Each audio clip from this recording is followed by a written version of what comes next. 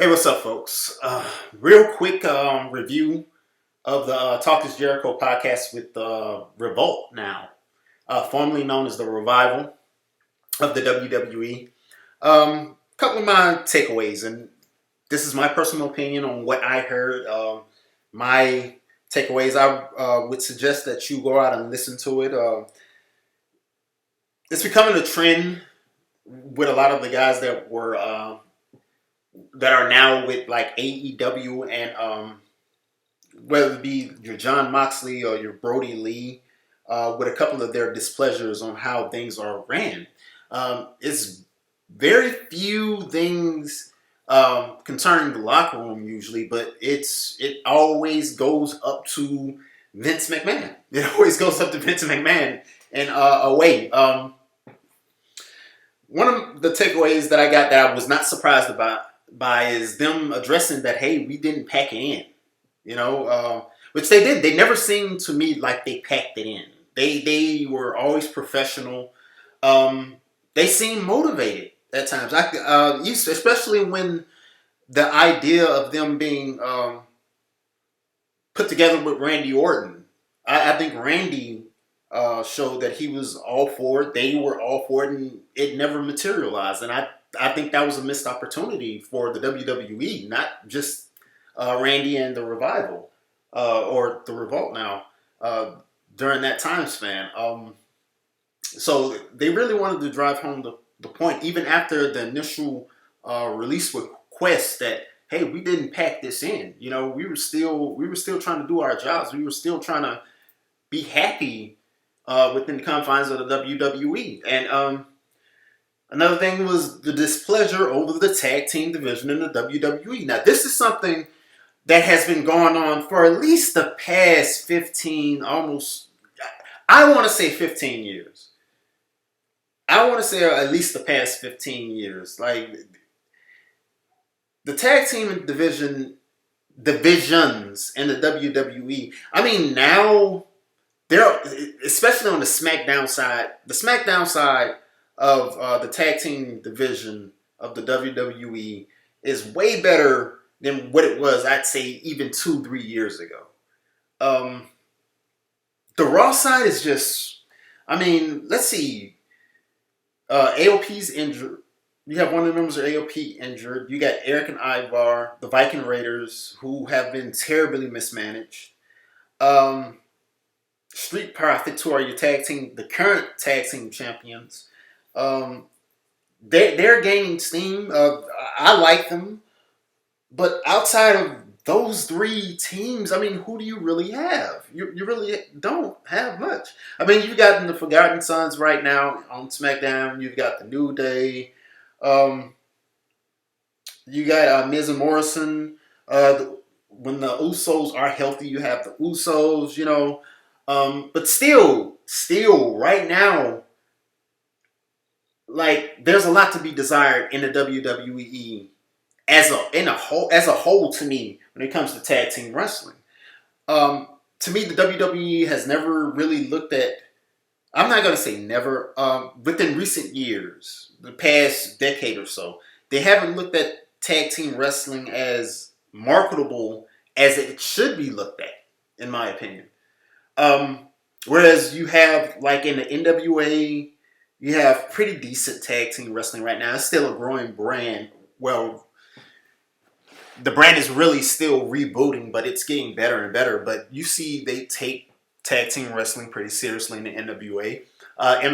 Impact has taken tag team wrestling serious for the longest, New Japan, which to be honest with you, I would not be surprised if the Revolt have somewhat of a similar deal as a Moxley and a Jericho, and maybe even a Brody Lee. We don't know yet, but I would not be surprised to see the Revolt in New Japan within the coming year, or even within the coming months. I would not be surprised at all to see this tag team in New Japan, because New Japan does take their tag team wrestling seriously. We know that. They take their junior and heavyweight tag team divisions very seriously, but right now there's a gap in the heavyweight tag team division. I'm sure the Good Brothers are going to be back, and That's going to help. And how that's going to work out with Tama Tonga and Tonga Loa, as far as like the Bullet Club is concerned, that's going to be interesting to watch. But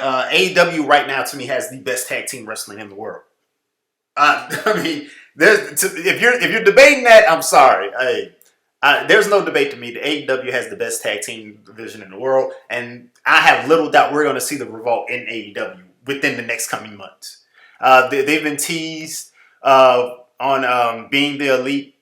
Another thing that surprised me was they've really had no interaction other than probably the interaction we've seen on Twitter with the Young Bucks. They've never really, they've never really spoken to them, so to speak, which shocked me, and I think it shocked a couple other people when they said that they really, they I guess they don't consider them like friends or anything like that, or maybe they consider themselves cordial with the Young Bucks. I'm sure there's some stuff that they didn't put out there that that we don't know about, but they had no real true interaction when the whole "fuck the revival" thing came out, with the Young Bucks. And it actually helped got the revival over.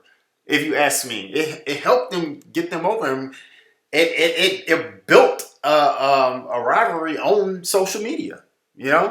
That is pretty much going to come to pass. I would probably say somewhere around All Out. So you got this match that fans have been dying to see. It's going to be hotly anticipated, and it's probably going to main event All Out. It can easily main event All Out. So that's pretty interesting, knowing that they didn't really have anything, any social interaction with the Young Bucks before the whole FTR thing came about. That really shocked me. But they were also mentioning that they were open to the ideas that leaked online the other day about them. I mean, don't get me wrong. I'm sure the majority of us wrestling fans thought that was the goofiest, dumbest shit when we seen those photos and those ideas that Vince had to him. They talked about how they went in Vince's office and he handed both of them envelopes or manila folders, and they opened them up and they seen these awful ideas. But they were actually, and this is why I said it doesn't surprise me that they didn't check out, because they just wanted better. They just wanted better than what they were given.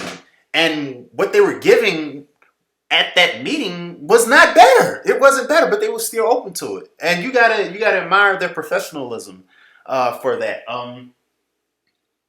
It's just a lot of stuff that I'm really not surprised about. But the main thing is it comes back to addressing, to me, one of the things that has been an issue within the WWE for at least the past 10, 15 years, in my opinion. And that's the WWE doesn't value tag team wrestling. You hear a lot of people saying it, and to me it's true. They don't really value tag team wrestling. And you have these other companies that really do. Like I said, AEW values tag team wrestling. New Japan values tag team wrestling. Impact values tag team wrestling. You have all these other promotions that value tag team wrestling. And like I said, they can main event pay-per-views in these other companies.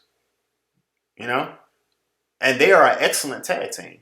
So it doesn't surprise me at all that they were unhappy that they weren't being valued as, something that a commodity for the company. Whereas in these other companies, they can easily be valued. And I just found it unsurprising but real interesting. And I'm glad to hear it out of their mouth instead of me assuming, because I always assumed that was their issue. They're as good as they were. They were unappreciated. When they got to the main roster, they got a big win against the New Day, a team that's going to go down as one of the greatest tag teams in WWE history, Hall of Fame tag team. They got a big win, their debut, and then after that, it was just like, what, So I recommend checking out the podcast, Talk is Jericho with the Revolt. It's good listen. It's about an hour or so. So if you have an hour or so, hour and a half of time, a little less than an hour and a half actually, I recommend checking out the podcast and seeing what these guys got to say. Until then, to the next video, I hit y'all up later. Subscribe, follow me on Twitter, hit me up. I'm out.